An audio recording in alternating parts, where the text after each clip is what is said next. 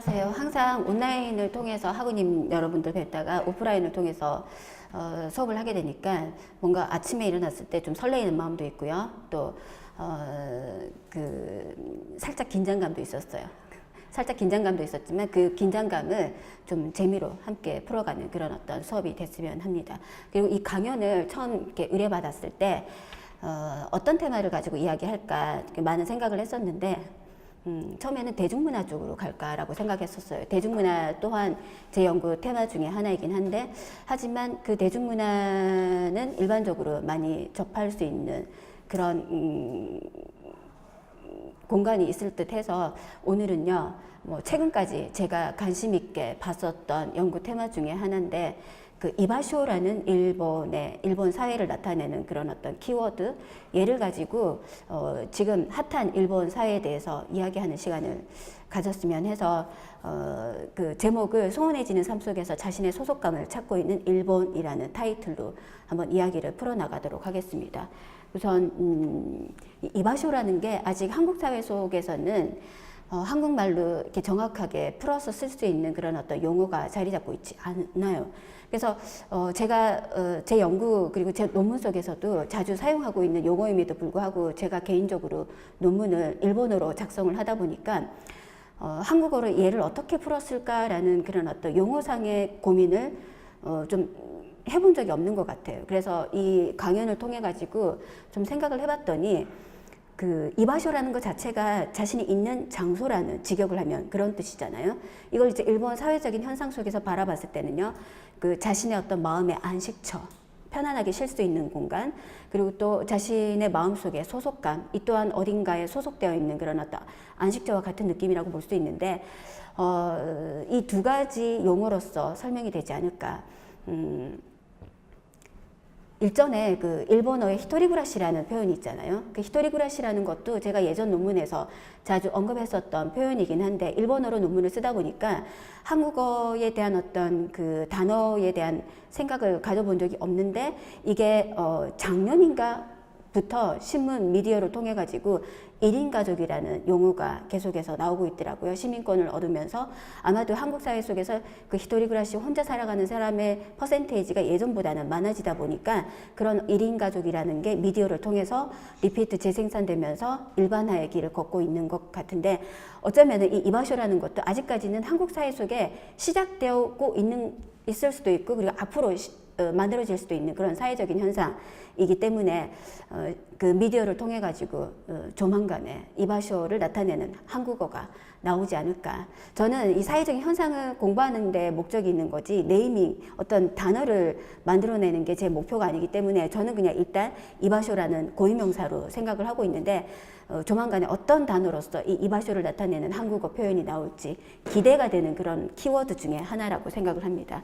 일단 이 이바쇼라는 키워드를 가지고 오늘 학우님 여러분들과 함께 나누고자 하는 이야기는요, 여기 보면은 스카즈 하나레즈라는 일본어가 있어요. 이게 이제 일본 사람들이 사람과 사람 간의 어떤 관계 속에서 거리를 유지하는 그런 어떤 표현인데, 스카즈라는 거는 너무 가깝지도 않고, 그리고 하나레즈는 너무 멀리 떨어지지도 않는, 그러니까 일정한 거리를 유지하면서 인간관계를 형성해 나가는, 만들어가는, 그게 일본 사회 속에서 예전부터 일본 사람들이 그랬다기보다는 대체적으로 보면 한 1970년대 전후해서 일본 사회 속에서 뭔가 프라이버시를 존중하는 그런 사회가 점점 형성되어져 가면서 남에게 민폐를 끼치지 않고 배려하는 차원에서 나도 피곤하지 않고 남도 피곤하지 않는 그런 어떤 적정 거리를 유지하는 그런 표현으로 스카즈 하나레즈라는 표현이 일본 사람이라면 누구나 다 알만한 그런 표현인데요.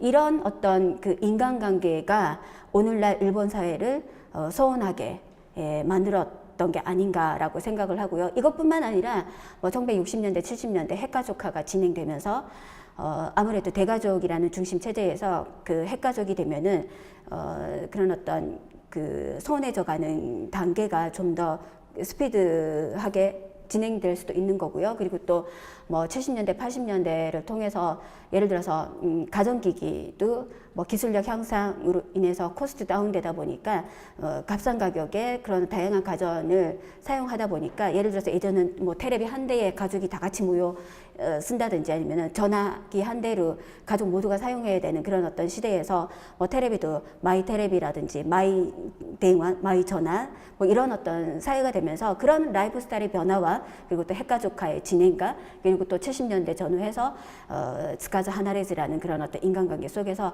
점점 일본 사회가 소원화되어졌다라고 예, 일반적으로 말할 수 있는데요.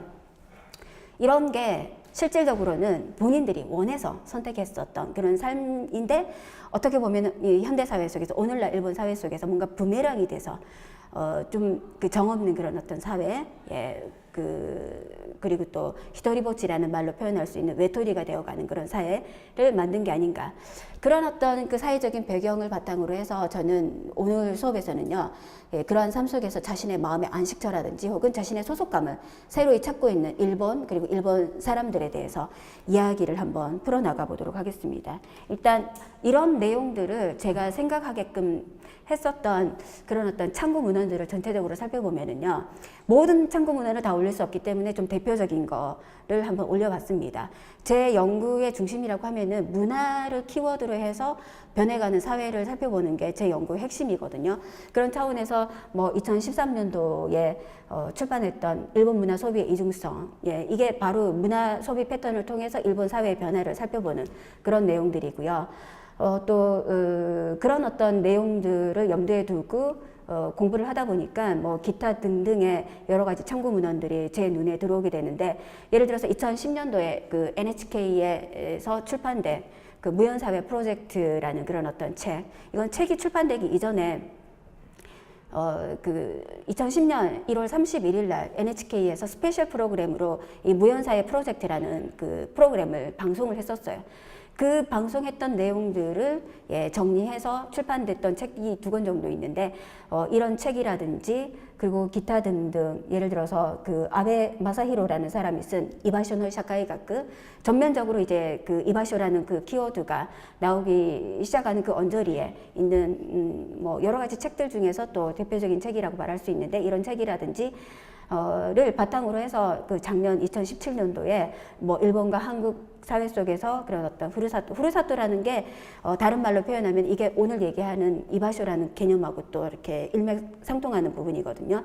그런 어떤 관점에서 한국과 일본 사회 속에서 그런 후르사토의 변천, 그러면서 이제 고향이라는, 후르사토가 고향이라는 뜻이거든요. 그 고향의 실제와 뭐 부재를 둘러싼 그런 어떤 연구 논문을 냈었고요. 또 이런 연구 논문을 쓰기에 그 바탕이 됐던 것들이 나리타 1998년도에 고향이라는 그 모노가타리 스토리텔링이라든지, 그다음에 2000년도에 출판된 그 고향의 상실과 재생이라는 이런 어떤 다양한 책들을 통해 가지고 지금까지 제가 연구했었던 것들이 좀 함축적으로 들어가 있는 참고 문헌들입니다. 이런 어떤 책들을 통해서 오늘 수업을 좀 진행하도록 하겠는데요. 일단 그 이바쇼라는 개념에 대해서 일본 사회 속에서 두드러지기 시작했었던 그 계기가 뭘까라고 생각을 해본다면은 제로연도의 일본 사회의 변화를 보면은요, 그 노스텔지어의 경향이 두드러집니다. 이 노스텔지어의 경향이 두드러지는 거를 그 영화 작품 그 Always 산초메의 유희라는 그런 어떤 영화가 2005년도하고 2007년도에 일본에서 상영이 되는데요. 이 영화 자체가 보면은 그 일본 사람들이 흔히 얘기하는 후르키요키 지다이, 그러니까 오래된 시간 속에서 좋았던 그 옛날의 시간들에 대해서 그 좀 이렇게 되돌아보는 그런 영화거든요.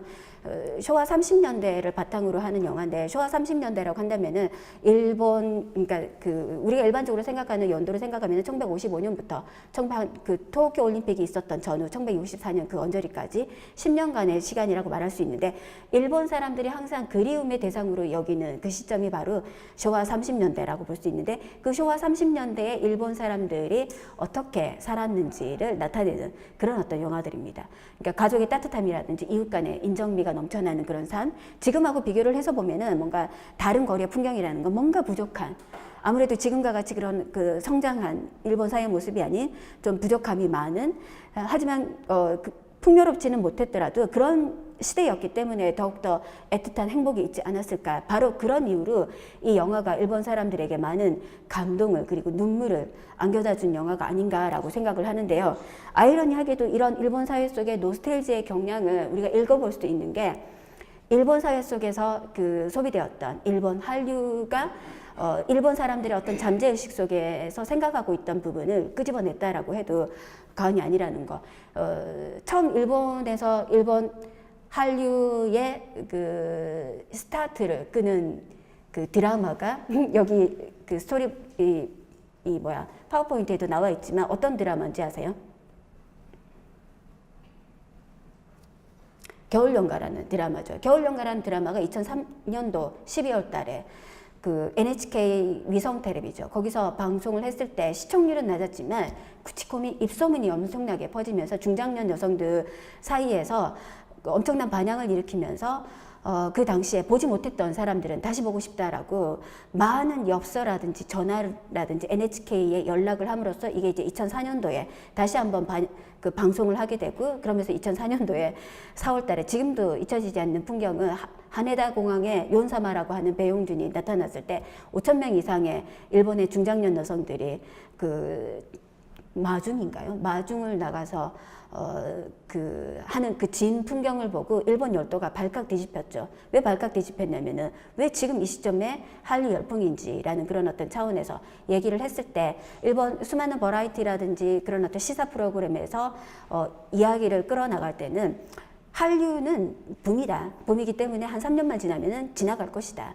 그렇기 때문에 하지 마라 하면 더 하고 싶은 거다. 내비둬라라는 그런 어떤 그 정치적인 어떤 시점, 그리고 남성적인 어떤 시점에서 여성들이 열광하는 한류 문화에 대해서 애써 태어난 척하는 그런 어떤 사회적인 분위기였거든요. 근데 이 한류의 시작이 되는 겨울연가라는 드라마를 그 NHK라는 방송을 통해서 그 방영을 하고자 했었던 여기 오가와 준코라는 프로듀서도 실질적으로 인터뷰를 통해서 이야기했던 게, 겨울연가는 일본 사람들이 좋아하는 후루키요키 시다이, 오래전 좋았던 시절에 대한 그 노스텔지어의 마음이 베이스에 있는 걸 알았기 때문에, 그래서 먹힐 수 있다라는 그런 어떤 판단하에 이 드라마를 방송을 내보냈다라고 이 여자 자체가 얘기를 하거든요. 그리고 또 이 겨울연가 드라마를 보면은요, 그 두 가지 관점에서 생각해 볼 수 있는데, 한국에 대해서 무관심이라고 생각했던 사람들이 이 드라마를 통해서 봤더니 한국이 근대적인 어떤 라이프 스타일이라고 하나, 자신들하고 비교해서 봤을 때 뭐 뒤떨어져 있는 그런 모습이 아니라는 거. 그러니까 보고 있으면은 그런 어떤 생활상의 비교 대상으로도 편안하게 볼 수 있는데, 또 하나 좋은 거는 그 사람들의 어떤 인간관계 속에서 보여지는 전근대적인 모습, 그 전근대적인 모습이 뭐 이렇게 낡은 구습 그런 게 아니라 따뜻한 인간의 정을 느낄 수 있는 그런 부분들이 한류가 일본 사회 속에서 먹힐 수 있었던 그런 어떤 강한 포인트가 아닌가. 그 당시에 한류는 붐이다라고 했을 때 항상 이렇게 양산됐던 이야기들이 꽃미남에 열광하는 일본의 중장년 여성들이라는 그런 어떤 좀 평화적인 관점에서 이야기를 풀어나갔다라고 한다면은, 실질적으로는 그게 없었던 건 아니죠. 꽃미남에 열광하는 사람들이 없었던 건 아니지만, 정말 꽃미남에 열광하는 사람들만이 한류의 소비자였다라고 한다면은, 한류는 진짜 3년 지나고 나서 붐으로 끝났을 수도 있어요. 근데 붐으로 끝나지 않고 그 한류가 신한류를 만들어내면서 오늘날까지 메이저급은 아니더라도 뭐 마이너리티 정도, 마이너리티라고 해서 뭐 이렇게 폄하하는 의미는 아니고요. 일본 문화 자체가, 일본은 문화의 다양성이라는 관점에서 향유하는 사람들이기 때문에 마이너리티의 문화로 자리를 잡고 있다는 것만으로도 일본 사회 속에서는 의미 있는 일이거든요. 그러니까 마이너리티 정도의 어떤 문화로서 한류가 한 자리를 했다라는 게 커다란 의미가 있는데, 이렇게 자리할 수 있었던 것도 어쩌면은 이 중장년 여성들은 가정 내에서는 어머니가 되고 부인이 되죠. 이 사람들의 입김이라고 하나요? 영향력이 대단한 거죠. 그렇기 때문에 이 사람들이 이런 어떤 한류 드라마를 통해서 많이 보다 보니까 자녀 세대에게도 영향을 끼치게 되고, 그래서 2000년도 이후에 보면은 한국의 그 수시라고 말하는 센터 시험에 한국어가 그 선택 과목 중에 하나로 들어가게 되고, 그래서 일본 전국에 있는 대학에서 한국어가 어떤 학과 차원에서는 많이 만들어지지 못했지만 교양 과목의 하나로서 많이 선택되어지는 그런 어떤 분위기 속에서 한국어를 선택하는 친구들이 많았어요. 기본적으로 얘기할 때는 일본하고 한국하고 비슷한 언어이기 때문에 공부하기 쉽지 않을까라는 그게 베이스에 있는 친구들도 있지만, 뭐 어릴 때부터 뭐 할머니가 아니면 이모가, 엄마가 한국 문화를, 한류를 즐겨보는 그런 어떤 기억 속에서 선택했습니다라는 친구들이 많이 나올 정도로, 그 말은 어머니의 영향을 받으면서 이렇게 제2차적으로 만들어진 소비자들이 아닌가라고 생각을 하는데, 그런 관점에서 봤을 때 한류가 정말 그 꽃미남에 열광했던 그런 사람들만이 소비자였더라면은 오늘날까지 이어져 오진 않을 텐데, 한류가 가지고 있는 또 다른 그런 어떤 매력이라는 게 그 일본 사람들의 잠재의식 속에 있었던 그런 어떤 노스텔지에 대한 그런 어떤 그리움의 대상을 환기시켜주는 그런 어떤 문화 콘텐츠로서 자리를 잡았기 때문에 신한류도 만들어지고, 그리고 오늘날까지 그 명맥을 유지하고 있는 게 아닌가라고 생각을 하는데요. 즉 제가 여기다가 적어놓은 것도 보면은요, 그 한류를 보면서 어딘가에 두고 온 듯한 무언가를 환기시키는 마음, 예전의 시간과 같은 느낌은 들지만 그러한 것이 왠지 그리워지는, 지금 일본에서는 볼 수 없는 그런 것이 바로 한류라는 것. 즉 부모를 소중히 여기는 마음이라든지, 손윗 사람에 대한 예의라든지, 조상을 기리는 마음이라든지, 그런 일본 사람이 잊고 있었던 것을 환기시켜주는 것이 한류라는 것. 이런 한류가 있고 난 다음에 2005년도에 아까 얘기했었던 영화, 그 Always 산점에는 유희라는 영화, 그리고 또 2007년도에 속편이 만들어지고, 그것 말고도 일본에서 그런 어떤 노스텔지의 경향이 강한 드라마도 만들어지고, 그리고 또 한국에서도 이렇게 그 상영된 걸로 알고 있는데 도쿄타워라는 영화가 있었죠. 그런 영화들이 수많은 그런 어떤 문화 콘텐츠들이 만들어졌던 거, 이러한 사회적인 그 분위기를 봤을 땐 노스텔지의 경향, 그리고 그 경향을 알게 됐던 계기가 수많은 어떤 이유도 있을 수 있겠지만, 한류라는 문화 소비 패턴을 통해서 일본 사람들이 잠재의식 속에서 생각하고 있던 부분을 깨우치는 그런 계기가 된 게 아닌가라고 생각을 하는데요. 그런 의미에서 그 키워드로 바라본 일본 한류를 보면은요, 4가지 관점에서 생각해 볼 수 있습니다. 상호이해, 너무나 당연한 거고요. 그리고 역사와 문화에 대한 흥미, 이것도 너무나 당연한 건데, 좀 당연하지 않은 부분, 노스텔지어를 느낄 수 있고요. 그리고 또 친구의 폭을 넓히는 계기가 됐다라는 이 4가지 이 키워드 중에서 저는 그 붉은색으로 표시한 이 2가지를 좀 중점적으로 보고자 하는데요. 이게 이제 2007년도에 제가 일본에서 공부하면서 개인적으로 그 리서치 조사했던 그 데이터 중에 오늘은 일부분만 여러분들에게 소개를 해드리고자 하는데, 한 600명에 가까운 분들에게, 그 600명에 가까운 분들은 어떤 분들이냐면요, 실질적으로 한류라든지 한국 문화를 접하고 있는 분들, 내게 한류가 무엇인지 물어봤을 때, 이게 복수응답이기 때문에 좀 퍼센티지가 높은 것들이 많긴 한데, 일단 당신에게 있어서 한류란 무엇입니까? 라고 물어봤을 때 밑줄 친 부분을 보면은요, 사람과의 커뮤니케이션을 원활하게 하는 화제거리다. 아까 친구의 폭을 넓힌다라는 그런 어떤 차원에서 제가 얘기를 했었는데, 그 제로연도의 일본 사회 속에서 스카즈 하나레즈, 너무 가깝지도 않고 너무 멀지도 않은 그런 어떤 사회적인 분위기 속에서 이 한류라는 문화 콘텐츠가 그들에게 있어서는 새로운 어떤 커뮤니케이션을 원활하게 하는 화제거리가 된다라는 거고요. 그리고 또 그 22.4%의 사람들이 얘기해줬던 그리움을 환기시켜주는 거, 이 그리움이라는 게 바로 그昭和 30년대라고 생각할 수 있는 노스텔지의 경향이라는 거고요. 그 다음에 또 독특했던 것 중에 하나가 마음의 편안함을 제공해주는 거. 무슨 한국 드라마를 보면서 뭐가 마음이 편안해질까라고 또 이렇게 생각할 수 있는데, 거기 나오는 가족 간의 따뜻함이라든지 이웃 간의 따뜻함이라든지, 일본 사회에도 예전에는 있었지만 지금은 서먹서먹한 인간관계, 소원한 인간관계가 만들어지는 삶 속에서 한국 드라마를 봤더니 뭔가 훈훈함이 느껴지는, 그 훈훈함 속에서 마음의 따뜻함을 느낀다라는 그런 어떤 대답들이 있었고요. 그 다음 데이터를 보면은요, 한류에 접하면서 시작한 것은 무엇인가 라고 했을 때 밑줄 친 그 부분을 보면은요, 새로운 친구와 지인을 사귀게 됐다. 즉 한류라는 문화 콘텐츠가 자신만이 즐기는 그런 어떤 그 문화 소비 패턴이 아닌, 이 문화 콘텐츠를 통해서 이 교우 관계를 넓혀가는 그런 어떤 일본 사회. 왜일까라고, 한류가 아니면 안 되나라고 생각을 하지만 이런 부분을 봤을 때 이 제로연도라는 그 시점이 일본 사회 속에서 아까도 얘기했듯이 그런 어떤 그 소원해진 인간관계 속에서 어쩌면 사람들이 이바쇼, 내가 있을 곳, 나의 마음의 안식처, 소속감을 갈망하고 있던 사람들에게 뭔가 계기가 됐었던 그런 어떤 문화 소비 콘텐츠 그리고 가 아닌가라고 생각을 하는데 지금 보여드리는 이 데이터는요 한 600명에 가까운 분들에게 마지막 페이지는 빈 공간을 드리면서 한류에 대한 한국에 대한 생각을 여과 없이 좀 적어주세요라고 했더니 한 150명에 가까운 분들이 빽빽하게 적어주셨어요. 엑셀 작업하면서 엄청나게 힘들었던 기억이 나는데 그래도 저에게는 커다란 재산이 되는 부분 중에 하나인데 수많은 분들 중에서 좀 그 독특하게 그 평균적으로라고 하나요? 좀 그런 어떤 부분을 간추려서 한 3분만 설명을 해보면은요 30대 여성분인데 한류를 통해서 일상생활에서 접할 수 없었던 다른 연령층의 사람들과 친하게 되고 자신의 세계가 보다 넓어졌다고 생각한다라는 분이 있었고요. 그리고 또 그 30대, 똑같은 30대인데요. 한류 드라마를 보기 시작하면서 인터넷을 하게 되고 그리고 또 전국에 한류 친구가 생겼다. 그리고 또 이게 세 번째 분도 다 공교롭게도 다 30대인데 이분은 이제 연령에 관계없이 많은 사람들과 교류를 하고 이제는 생활의 전부가 한류라는 거죠. 그리고 함께 공부하는 사람들과 좋은 선생님과의 만남에 행복을 느낀다라는 거고요.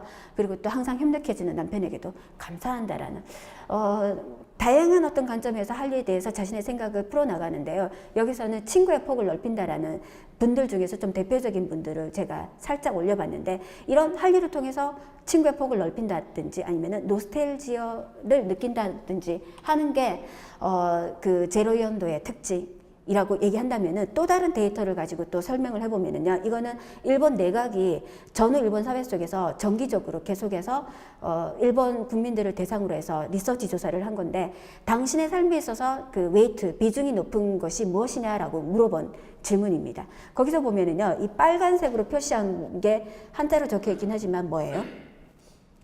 가족이죠. 예. 근데 이 가족이라는 이 키워드가 전후 일본 사회 속에서 보면은요, 자기 삶 속에서 비중이 낮아요. 근데 오늘날에 가까워질수록 가족이 내 삶에 있어서 비중이 높아지고 있죠. 그리고 전후 일본 사회 속에서 가장 비중이 높은 거는 이 하늘색이죠. 하늘색은 자신의 목숨이고, 자신의 건강이고, 나 자신인 거예요. 내가 가장 중요하다라고 생각. 그 다음에 이제 두 번째로 그 전후 일본 사회 속에서 높은 거는 연두색인데, 연두색은 사랑, 애정이고, 정신인 거죠. 그 다음에 그 세 번째로 높은 거는 아까 위에 거 하늘색이라고 했는데 위에 게 파란색이네요. 그 밑에 게 하늘색이네요. 돈하고 자기 재산이고. 그 다음에 가장 작게 생각하는 게 이제 자녀라는 건데 이게 오늘날 사회에서 가까워질수록 보면은요, 가족이 가장 높고 그 다음에 그다음 높은 게 자신의 생명 건강이고 그 다음에 높은 게 애정 정신이고 자녀고. 이 데이터는 역으로 읽어야 된다라고 생각합니다. 역으로 읽는다라는 거는 전후 일본 사회 속에서는 가족이 항상 있는 존재, 그러니까 공기와 같은 존재죠. 그렇기 때문에 내 삶에 있어서 가족은 항상 있는 존재라고 생각하니까 우선 나 자신을 좀 더 생각하는. 근데 오늘날 사회는 가족이라는 그런 어떤 게 옆에 있긴 하지만 예전만치 못하는 그런 어떤 인간관계 속에서 만들어지게 된다는 거. 그렇기 때문에 잃고 난 뒤에 생각해 보니까 가족이 소중하구나라고 느끼는 그런 어떤 데이터가 아닌가라고 생각을 하는데요. 아까 2007년도에 제가 직접 리서치 조사했던 그 데이터와 그리고 또 이 일본 내각이 매년 정기적으로 실시하는 이 데이터를 보더라도 제로연대 일본 사회를 전면적으로 이야기할 수 있는 그런 어떤 그 데이터가 아닌가라고 생각을 하는데 그런 관점에서 이 오늘 주제에 해당되는 츠카즈 하나레즈의 일본 사회를 살펴보면은요, 이게 아까 얘기했었던 도입 부분에 잠깐 설명했었던 NHK에서 스페셜 프로그램으로 2010년 10월 31일 날 방송했었던 프로그램인데요. 제목이 무연사회입니다. 무연사회라는 게 무슨 말인지 그냥 한자만 보면은 대충 아시겠죠. 그러니까 사람들의 어떤 인연이 없는 사회, 연결고리가 없는 그런 사회. 그리고 무연사 하면은 연결고리가 없이, 연고가 없이 죽는 사람들. 그 사람들의 숫자가 32,000명에 해당되는 거죠. 그러니까 32,000명이 그렇게 죽는 일본 사회. 그래서 충격이라는 단어까지 들어가게 되는데요. 이 책 그리고 이 방송의 포인트는요, 무연사회 그리고 고독사라는 게 키워드예요. 그리고 그 책 속에, 그리고 프로그램 속에 보면은요, 지연, 뭐 지역을 중심으로 해서 어떤 인간관계, 그 다음에 사연이라는 건 회사라는 어떤 매개체를 통해서 만들어진 인간관계, 그리고 또 혈연은 예, 아시는 거고요. 이게 붕괴한 오늘날 사회 속에서 히토리보치, 즉 외톨이가 급증하는 일본 사회라는 거. 그렇기 때문에 이런 사회 속에서 무연사는, 연고 없이 죽어가는 사람들은 이제 남의 일이 아니다라는 거를 2010년도에 방송을 통해서 보여드렸어요. 이 방송이 나가고 난 다음에 일본 열도가 이렇게 발칵 뒤집히게 되는 계기가 되는 거죠. 그러면서 제가 이 방송을 보고, 그리고 또 이 책을 읽으면서 지금 가장 기억에 남는 것 중에 하나가 뭘까라고 생각을 해봤을 때, 70대의 할아버지인가요? 남성분이 돌아가셨어요. 근데 연고가 없이 돌아가셨어요. 연고 없이 돌아가신 이분을 이제 어떻게, 장례 절차는 치러야 되는데 연고가 없으니까 이제 그 주민센터라고 말하나요? 그런 곳에서 일단 연고 없는 분들이 돌아가시면은 주민센터에서 이렇게 공무원들이 그분의 장례식을 치러야 되는데, 마지막 단계까지 찾아보고 해서 가족이 없을 때는 하게 되는데, 찾다 보니까 여동생이, 같은 지역은 아니지만 다른 지역에 살고 있는 여동생이 있다라는 걸 알게 된 거죠. 그래서 연락을 했어요. 여동생에게 연락을 했더니 여동생 대답이, 자기 오빠가 죽은 거는 안타깝게 생각하지만 한 몇십 년 동안 연락 없이 지냈던 오빠의 장례를, 그리고 그 유고를 내가 그 인수인계 받으라고 한다면은 일본어로 소레와조또, 그건 좀 곤란합니다 라고 얘기를 하는 거예요. 난 그 대목을 읽는 순간 갑자기 멍해졌어요. 한 몇십 년 안 보고 살면 그래도 형제인데, 한부모에서 태어난 형제인데 그럴 수 있으려나? 그러면서 저희 오빠를 생각하면서 나에게 만약에 그런 일이 닥치면은 아무리 몇십 년 동안 원수가 되지 않는 한 그럴 수 있을까라는 생각. 그리고 또 그 형제 관계는 원수가 돼서 안 만난 것도 아니고 그냥 성인이 돼서 자연스럽게 멀어지고, 또 각자 가정을 꾸리면서 멀어지게 되고, 그러다 보니까 나이가 들고 다른 지역에 살다 보니까 한 몇십 년 연락을 안 했을 뿐이지 뭔가 죽을 만큼의 원수가 돼가지고 헤어진 건 아니었어요. 그럼에도 불구하고 긴 시간 동안 만나지 않은 형제다 보니까 좀 그 오빠의 유고를 자기가 이렇게 처리하는 거에 대해서 좀 이렇게 힘들다, 어렵다, 거절하는 그런 부분이, 이게 바로 일본 사회인가? 100% 일본이 다 그런 건 아니지만 그런 사람들이 점점 일어나고 있구나. 그런 관점에서 이 책에서 이야기하고자 하는 고족이라든지 고독사라든지 무연사회라는 거를 다시 한번 깨달았었던 그런 그 계기가 됐던 그 스페셜 프로그램이었고, 그 계기가 되었던 책이라고 볼 수 있는데, 이 중에서 여러분들에게 지금 소개시켜 드리고 싶은 거는요, 책 내용을 다 소개시켜 드릴 수는 없고, 이 책을 읽고 혹은 이 방송을 보고 난 다음에 NHK에 뭐 엽서라든지 아니면 전화라든지, 아니면 요즘 2010년도면 인터넷도 이제 원활하니까 인터넷을 통해서 많은 분들이 올려주신 그런 어떤 글귀를 좀 이렇게 모아서 좀 설명을 해드리면은요, 83세 여성입니다. 83세 여성이 TV에서 무연사회라고 하는 단어를 듣는 순간 나도? 라는 생각을 갖게 됐다는 거. 이제 83세니 그래도 고령화 사회이고 일본은 장수 국가이기 때문에 아직까지 젊으시긴 하지만 언젠가 나에게 닥칠 일이구나 라는 그런 어떤 느낌으로 봤다라는 거고요. 그리고 40세 남성입니다. 가까운 장래 자신도 그렇게 될 것이라는 불안, 절망감이 머리에서 떠나지를 않았대요. 그러니까 이분은 고족이나 고독사의 예비군 정도라고 생각을 하시면 되는 거죠. 그 다음에 또 35세 남성입니다. 좀 더 젊어졌죠.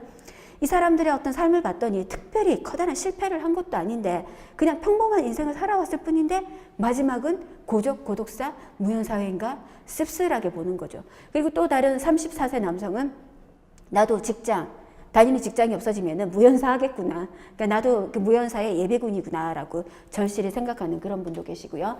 또 45세 이 여성인지 남성인지를 밝히지 않았어요. 프로그램을 보기 전에는 알긴 알아도 아름아름, 일본 사회가 뭐 고족, 고독사, 무연사회라는 걸 아름아름 알긴 알아도 이 정도까지 심각할 줄은 몰랐다라는 거. 아름아름 안다는 거는 제가 처음 일본 갔을 때 고독사라고 하나요? 사람이 죽었대요. 죽었는데 2달이 지나서 발견된대요. 그리고 겨울 같은 경우에는 좀 2달, 그리고 여름 같은 경우는 옆집에 냄새나. 그래가지고 이제 사람들이 이상하게 생각하면서 뭐 경찰서라든지 아니면 집주인에게 연락을 해서 경찰과 집주인의 그런 어떤 입회하에 들어가서 봤더니 어머나 사람이 죽었네? 라고 하는 그런 뉴스를 잊을만 하면 듣고 잊을만 하면 듣고 그런 어떤 기억이 떠오르면서 그때 제가 생각했던 거는요. 아직 한국은 그런 걸 본 적이 없으니까 나는 지금 어디에 와 있나라는 그런 어떤 생각을 했던 기억이 나는데 한국 돌아와서 보니까 요즘 한국이 잊을만 하면 누군가가 죽었는데 시간이 지나고 나서 냄새 나서 들어가서 보니까 죽었던지 아니면은 뭐 한참 지나서 뭐 유골이 된 상태에서 발견된다든지 하는 그런 걸 보더라도 일본 사회 속에서 있었던 일들이 한국 사회에서도 일어난다라는 거는 머지않아 이바쇼라는 표현도 히토리구라시가 1인 가족이라고 시민권을 얻는 단어가 생겨났듯이 언젠가는 이런 그 단어를 대체할 만한 한국어가 나오는 게 좋은 일은 아니에요. 나온다는 거는 그만큼 퍼센테이지가 많아진다는 건데 일단 나오는 그런 사회가 되지 않을까라고 생각을 하는데요. 그 다음에 여성분이 있죠. 35세 여성입니다. 평생 미혼으로 살아가는 여성들이 2030년도에는 4명 중에 한 사람이 그렇다라는 거. 근데 본인이 생각할 때 나도 나중에 그런 사람 중에 한 사람이 되지 않을까 점점점 씁쓸한 거죠. 그러면은 나도 언젠가는 고족 고독사 무연사의 길을 걷겠구나라는 거고요. 그다음에 이제 53세의 여성분, 그러니까 뭐 희박하다라는 게 소원하라는 말이라고 생각해 볼 수 있는데 그런 어떤 희박한 자신의 인간관계에서 새삼스럽게 프로그램을 보고 책을 보면서 등골이 오싹해졌다라고 얘기를 하는 분도 있고요. 그다음에 또 그 38세 남성입니다. 건강할 때, 젊을 때는 혼자라도 괜찮다는 거죠. 근데 이게 젊을 때는 괜찮아도, 젊을 때는 고독을 즐긴다라는 관점에서 괜찮지만 나이가 들었을 때는 어떨까라고 한번 고민해보는 그런 어떤 시간이 됐다라고 하고요. 그리고 70세 남성입니다. 무연사회를 만든 것은 일본 사회 시스템 때문이라고 생각한다.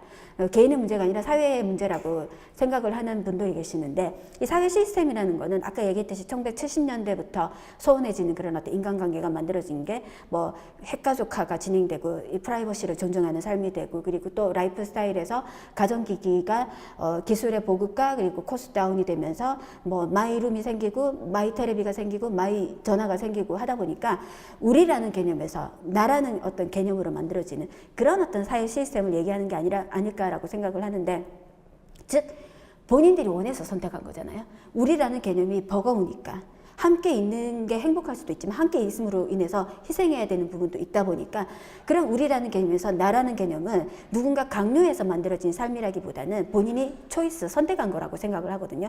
그 선택한 삶 속에서 살아가다가 그게 편하다고 생각했는데 시간이 지나면서 80년 지나고 80년대가 되고 90년대가 되고 이제 제로연도로 돌아서 보니까 그게 점점 스카즈 하나레스의 인간관계를 만들어가면서 오늘날 일본 사회를 그 소원화되는 그런 삶, 뭐 그게 편할 거라고 생각을 했는데 알고 봤더니 그게 고족과 고독사와 무연사회가 되는 지름길이 됐다는 그런 관점에서 사회 시스템의 문제라고 얘기를 하는 게 아닐까. 제가 이분을 직접 만난 게 아니기 때문에 이 한 줄로서 뭘 말하시는 건지는 잘 모르겠지만 이분이 얘기하시는 일본 사회 시스템이라는 거는 뭐 일본이 법적으로 그렇게 하라고 한 것도 아니고 전체적인 시스템을 살펴볼 때는 그게 아닌가라고 생각을 하는데요.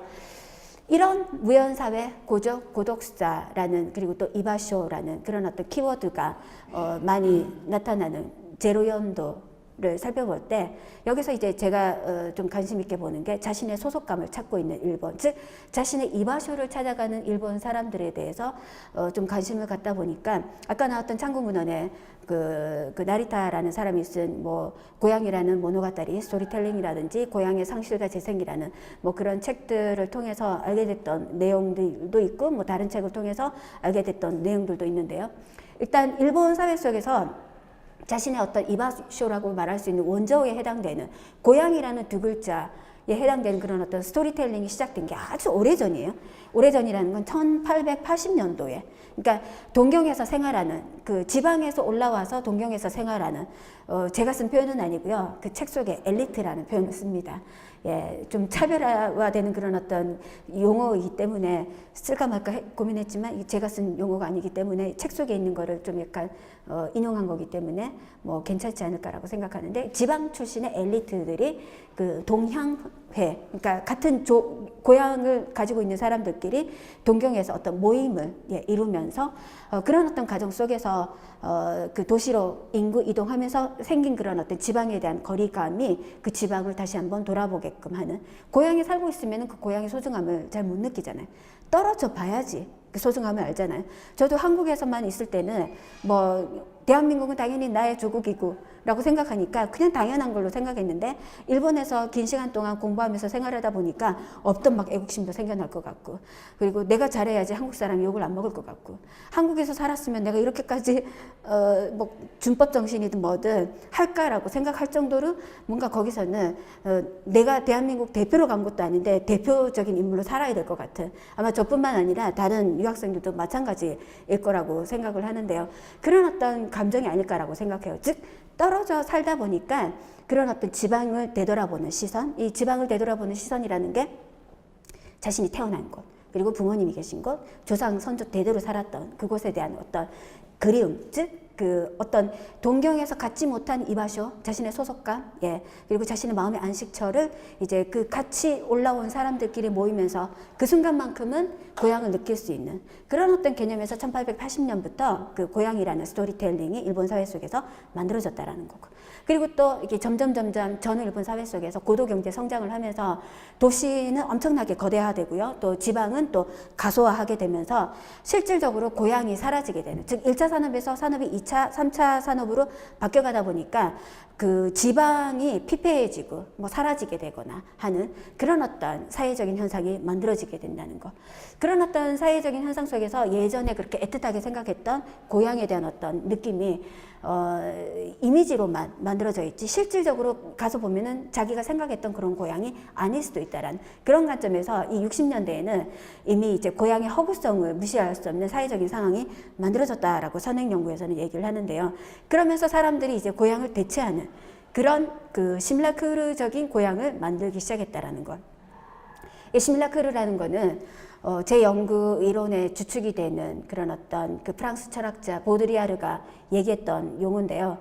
실질적으로 존재하지 않는 대상을 실질적으로 존재하는 것 같이 만든 복제물, 그 복제물을 시뮬라크르라고 얘기하죠. 즉 실질적인 고향은 뭐 1차 산업의 피폐화와 그리고 또 지방 도시의 가소화로 인해서 점점 생각했던 이미지와 다른 모습으로 바뀌어가는, 그 속에서 사람들은 시뮬라크르적인 어떤 고향을 이미지로 만들어낸다든지 아니면은 다른 공간 속에서 창출해낸다든지, 그 다른 공간 속에서 창출해낸다라는 게 1970년대 이후에 도시 주민에 의해서 마치즈쿠리라는 게 그런 어떤 표현이 생겨나는데, 그 자기가 살고 있는 바로 지금 이곳을 새로운 어떤 마을 만들기를 하면서 여기에서 이제 새로운 어떤 고향으로 하자는 그런 어떤 움직임이 나타난다는 거. 그리고 또 1970년대는요, 이 시뮬라크르적인 고향이 또 어떤 모습으로 만들어지냐면요, 이거는 그 재팬 레일이라고 하는 국철에서 디스커버 재팬이라는 그런 어떤 캠페인을 만듭니다. 이 디스커버 재팬이라는 캠페인이라는 거는요, 70년대 이미 일본은 그 교통적으로 환경적인 인프라가 조성되지는, 그래서 전국 어디라도 손쉽게 그 기차를 타고 떠날 수 있는 그런 어떤 그 사회적인 시스템이 만들어지게 되는데, 실질적으로 사람들이 많이 쓰지 않으면은 엄청난 돈을 투입해서 만들었지만 많이 쓰지 않으면 적자가 되는 거죠.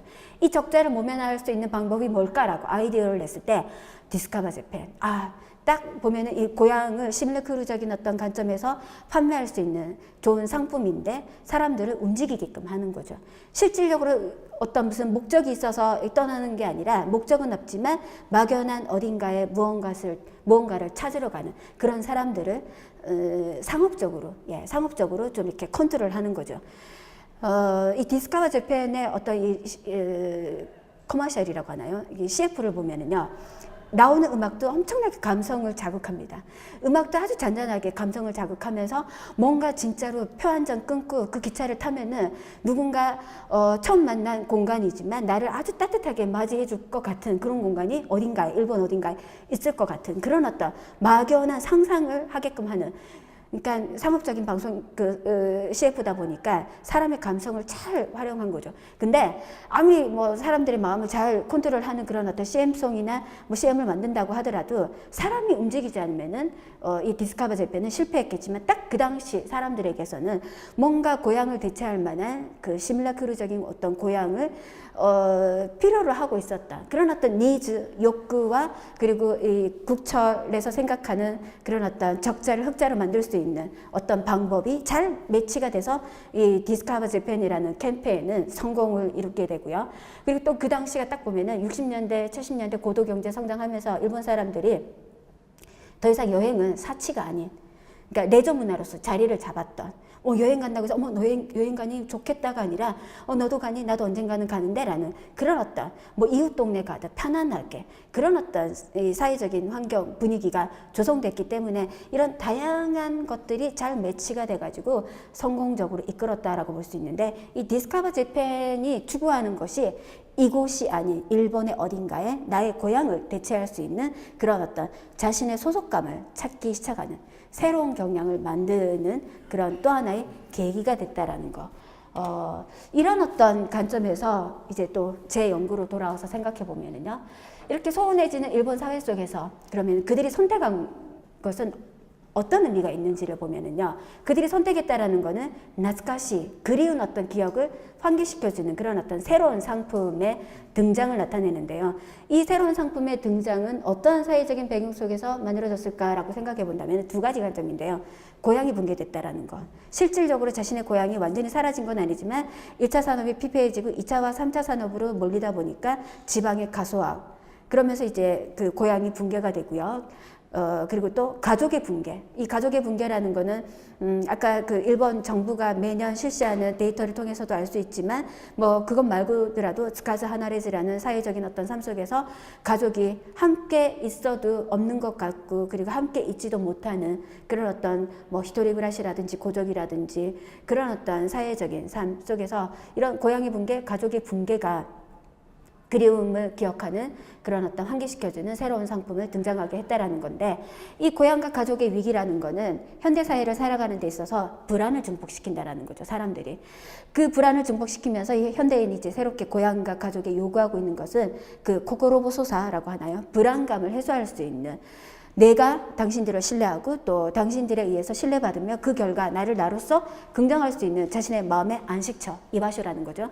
그리고 또 자신의 소속감을 획득한다라는 건데, 여기서 그 아까도 나왔었던 시뮬라크루적인 고향, 즉 실체는 실질적으로 있는 대상이 아니지만 실질적으로 존재하는 듯한 그런 어떤 복제물을 만드는 게 시뮬라크루인데, 여기서 고향이라는 거는 1880년대부터 뭐 전후 갓 일본 사회 속에서는 고향이라는 실체가 존재했지만 그 이후로 고향이라는 어떤 개념이 점점 사라지는 삶 속에서 어떤 사회 시스템 속에서 사라진다고도 볼 수 있고 개인이 선택해서 사라진다고도 볼 수 있는데, 그런 시뮬라크루적인 고향이 자유롭게 선택되어지는, 그러니까 꼭 내가 태어난 곳만이 고향이 아니라, 즉 마음의 안식처가 아니라 얼마든지 삶 속에서 내가 필요할 때 그때만 꺼내보는 고향도 고향이 아니겠느냐라는 그런 차원에서 자유롭게 선택되어지는 시대가 되었다라는 건데요.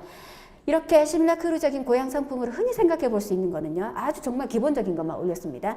백화점에서 일본에서 정기적으로 개최되는 각 지역의 특산물을 파는 그런 어떤 게 있어요. 한국도 요즘은 이런 것들이 많이 있는데, 그 특산물점을 가보면은요, 그 지역에 가서 살 수 있는 그런 어떤 여러 가지 먹거리라든지 뭐 입을거리라든지 있는데, 저도 가서 입을거리까지는 안 사지만 먹거리 같은 거는 저는 이 고향이라는 어떤 느낌으로 하는 게 아니라 다른 지역의 일본의 음식은 어떤 맛일까 궁금해서 먹는 걸 좋아하니까 사서 먹었던 기억이 나는데, 이런 특산물전이라든지 아니면은 또 재밌는 거는요, 각 지역의 특산물 오너 제도가 있어요. 한국에 이런 게 있는지 모르겠지만 특산물 오너 제도는 뭐냐면은요, 자신의 고향일 수도 있고 자신의 고향이 아닐 수도 있는데, 예를 들어서 일본의 사과가 유명한 곳은 아오모리예요. 아오모리의 사과 가수원하고 연결해서 나무 한 그루를 자기가 이렇게 완전히 사는 건 아니고 그 해에 수확되는 나무 한 그루에서 나오는 사과를 자기가 사는 거예요. 복불복입니다. 아주 수확이 잘 되면 엄청난 사과를 받는 거고요. 수확이 안 되면은 자기가 낸 돈보다도 못한 상품을 받을 수가 있어요. 복불복이니까 사람들이 긴장감도 있고, 그리고 뭔가 어딘가 아오모리에 나의 나무 한 그루가 그 평생 내나무는 아니지만 2018년이면 2018년 올해만큼은 내나무다라는 그런 어떤 기억도 있고 그런 어떤 추억이 될 수 있는 그런 어떤 특산물 온호 제도거든요. 이게 이제 사과가 될 수도 있고요. 어떤 그 바닷가 지역이면은요, 바닷가에서 이렇게 그 나올 수 있는 해산물 같은 것도 될 수 있고요.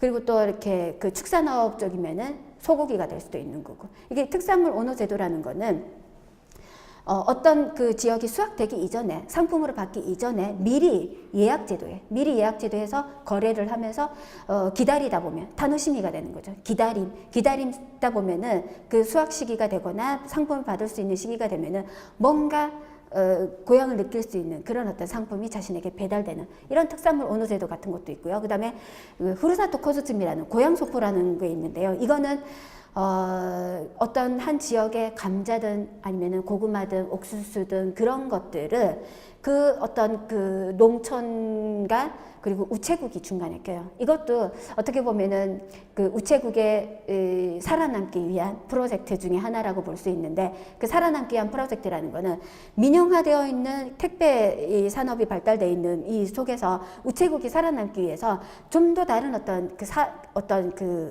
프로젝트를 만들어야 되는 그 차원에서 우체국이 중심이 돼서 택배는 반드시 우체국을 거쳐야 하는, 그리고 우체국은 전국 어디나 다 있잖아요.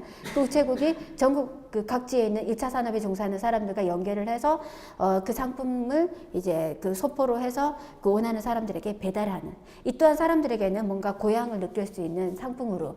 그리고 우체국은 그 우편물이 요즘 막 인터넷이라든지 SNS라든지를 통해서 하다 보니까 실질적으로 우편의 이용률이 줄어드는 상황 속에서 우체국도 살아남을 수 있는 그런 프로젝트가 될 수 있고, 그러니까 다양하게 서로가 윈윈할 수 있는, 그리고 1차 산업에 종사하는 사람들도 중간 거래 사항을 거치지 않고 하다 보니까 좀 더 많은 어떤 이익을 얻을 수 있는 그런 차원에서 만들어진, 누구 한 사람만이 좋은 그런 어떤 프로젝트라기보다는 많은 사람들의 어떤 니즈를 충족시킬 수 있는 이런 프로젝트도 있고요. 그리고 또 시골에서 생활하는 그런 어떤 프로젝트, 한국에서도 요즘 뭐 시골 생활하는 체험하는 그런 프로젝트들 있잖아요. 이 또한 그 시뮬라크루적인 어떤 고향이 자유롭게 선택되어진다는 그런 어떤 의미로서 생각해 볼 수 있고요. 또 하나 재밌었던 거는요, 고향 납세가 있어요. 후르사토 노우세라고 하는데, 이건 뭐냐면은요, 도쿄에 살고 있는 사람이 도쿄에 반드시 지방세라든지 세금을 내겠지만 자신이 내고 있는 세금 중에서 일부를 자기가 떠나온 고향에 10% 줄 수도 있는 거고요. 자기 고향이 아니더라도 자기가 고향으로 삼고 싶은 곳에 돈을 줄 수도 있는 거예요. 이게 제가 참 괜찮은 시스템이라고 생각했던 것 중에 하나는, 너무나 많은 사람들이 대도시에 밀집하다 보면은 그쪽에는 세금이 많이 몰리지만 그렇지 않은 지방은 세금이 부족할 수 있다라는 그런 차원에서 정말 그 도쿄 출신이 아닌 사람이 자기 지방을 돕고자 하는 차원에서 그 고향 납세를 해도 되는 거고요. 자기 고향은 아니지만 돕는 차원에서 내가 제2의 고향이라고 생각하는 곳이라든지 삼고 싶은 공간에 납세를 해도 되는, 이런 게 또 일본 사람들에게 또 재미라고 하나요? 재미 플러스 뭔가 내가 도움을 줄 수 있다라는 그런 관점. 그리고 뭐 매일 1년 내내 고향을 생각하는 건 아니지만 가끔 가다가 이벤트적인 느낌으로 고향을 생각하는 그런 어떤 상품으로 또 생각해 볼 수 있고, 그리고 마지막에 있는 거는 그 국철에서 했었던 디스카바 재팬 같이 일본의 어딘가에서 나의 고향을 찾는 그런 어떤 여행 상품, 이런 것들이 제로연도 이후에 고족, 고독사, 무연사회 속에서 사람들이 나의 이바쇼, 내가 소속할 수 있는 곳, 그리고 나의 마음의 안식처를 그런 어떤 찾는 차원에서 많이 만들어졌었던 상품이라고 볼 수 있는데요. 이게 뭐 전체적으로 들어보면 나쁜 거는 아니지만, 여기서 우리가 또 사회학적인 관점에서 생각해 볼 문제도 있다라는 겁니다. 그 생각해 볼 문제라는 게, 시뮬라크루적인 고향을 복원하고자 하더라도 이거는 기지테키라는 거는 실체는 아니지만 실체에 비슷한, 가까운 거죠. 그것에 지나지 않는다라는 거. 또한 그 오리지널이 결여되어 있다라고 한다면은 그런 종류의 카피는 시뮬라크루로서 소비되어진다고 말할 수 있는 것이고, 그런 어떤 관점에서 고향이라고, 제가 제 연구 속에서는 이 고향의 그 실제와 부재를 항상 얘기하는데, 고향이라고 말하지 않고 이 고향을 대체하는 오늘날의 상품은 시뮬라크루적인 고향 혹은 일본어로 논문을 쓰다 보니까 그 히라가나로 후르사토라고 표현하는 이유가 거기 있는데요. 그 다음 페이지에는요, 좀 마무리하는 단계에서 생각해 볼 문제. 이 생각해 볼 문제가 예를 들어서 그 시뮬라크루적인 어떤 고향 상품이 많이 만들어지는 예를 들어서 뭐 모노가타리, 스토리텔링, 그다음에 뭐그 유행가라든지 아니면은 영화라든지 아까 그 영화라는 거는 그 Always 산초메 노 유희라는 영화도 있었고요. 그다음에 또 뭐 도쿄타와라는 영화도 있었고요. 아니면은 그 오미야게 특산물이라든지 그런 그 다양한 상품들이 이제 더 이상 실체가 아닌 심라크루적인 어떤 고향 상품으로 계속해서 만들어지고 있다라는 거. 근데 이러한 일상생활 속에서 만들어지고 있는 이 심라크루적인 고향 이미지가 소멸해서 사라지는 것들에 대한 어떤 회복과 탈환, 복원과 같은 것으로 냉정하게 생각해 보면은 그 아리에나이라는 표현으로 말할 수 있는데 있을 수 없는 건데 아름답게 장식된 것들에 불과하다는 실체가 아니라는 거죠. 예. 그렇다고는 하지만 또 너무 이렇게 비관하게 부정적으로만 바라볼 수는 없는 거는요. 그러한 심라크루적인 고향 상품의 소비 속에서도 예. 이러한 어떤 그 움직임이 나타나고 있다라는 거는 사람들이 어떻게 살아가고 싶은지 아니면은 어떻게 살아갈까와 같은 이 저마다의 사람들의 어떤 마음속에 생각이 간절하게 자리 잡고 있다라는 거. 그런 의미에서 이 사람들은 왜 심라크루적인 고향을 생각하고 만들어내고 그러한 상품들을 소비하고 있는가 하는 그런 어떤 의미를 심층적으로 사회학적으로 분석할 필요가 있지 않을까. 그러니까 제 연구 전체적으로 살펴보면은 문화의 소비를 통해서 혹은 문화를 키워드로 해서 사회의 어떤 그 사회적인 현상, 변해가는 사회적인 현상을 살펴보는 게 저의 연구의 어떤 중심축이라고 볼 수 있는데 제로연도의 일본만을 놓고 본다면은 다양한 어떤 개념으로 설명할 수 있지만 제가 집중적으로 보는 거는 노스텔지의 경향을 소비하는 일본 왜 그럴까라고 생각해 본다면은 일본 사람들이 스카즈 하나레즈와 같은 그런 어떤 그 소원화되는 삶 속에서 뭔가 이바쇼를 찾기 위한 즉 소원해진 삶 속에서 좀 이렇게 얘기하면 너무나 쓸쓸해지는데 살아남기 위해서 이바쇼를 찾아가는 그 이바쇼라는 거는 자신의 마음의 안식처가 될 수도 있고 그리고 또 자신의 소속감이 될 수도 있고 그런 어떤 이바쇼를 찾아가는 일본 사람들 혹은 일본 사회를 지금까지도 살펴봤고 잠시 이 테마를 쉬고 있는데 언젠가는 다시 한번 또 좀 쌓이고 하다 보면은 지금은 이제 다른 부분에 가서 좀 이렇게 연구를 하고 있지만 조금 있다가 예, 그게 언제가 될지 모르겠지만 조만간이 될 거라고 생각을 해요. 다시 돌아와서 또 앞으로 내가 생각해야 될 문제가 뭔지 한번 고민해 보고 싶은 테마 그리고 또 하나 여기 생각해 볼 문제 올리진 않았지만 제가 고민하고 있는 것 중에 하나가 한국 사회의 모습을 이제 일본 사회에서 이렇게 이루어졌던 그런 어떤 사회적인 현상이 똑같은 모습으로 한국 사회에 나타나지는 않겠지만 언젠가는 그 이바쇼라는 말을 뭔가 시민권을 얻은 그런 어떤 한국어 단어가 생기는 그런 날이 언제가 될지는 몰라요. 가까운 미래일 수도 있고 좀 더 시간이 지난 어느 시점이 될 수도 있지만 그런 어떤 그 미래가 가까운 시점일지 미래가 될지는 모르지만 닥치기 이전에 그런 어떤 시간이 닥치기 이전에 한국 사회는 어떻게 우리가 준비를 해야 될까 하는 그런 차원에서도 일본 사회의 변화를 유심히 살펴보는 것도 의미 있는 작업이 아닐까라는 생각에서 제가 항상 이렇게 주의 깊게 보는 그런 테마였었고요.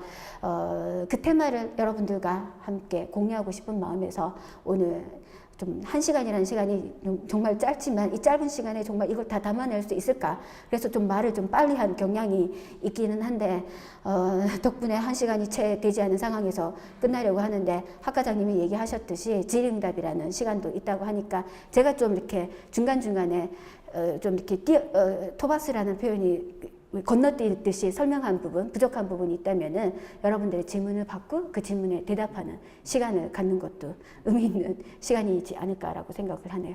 예, 전체적으로 좀 난해한 어떤 설명이었을 수도 있는데 제 설명은 여기까지로 하겠습니다.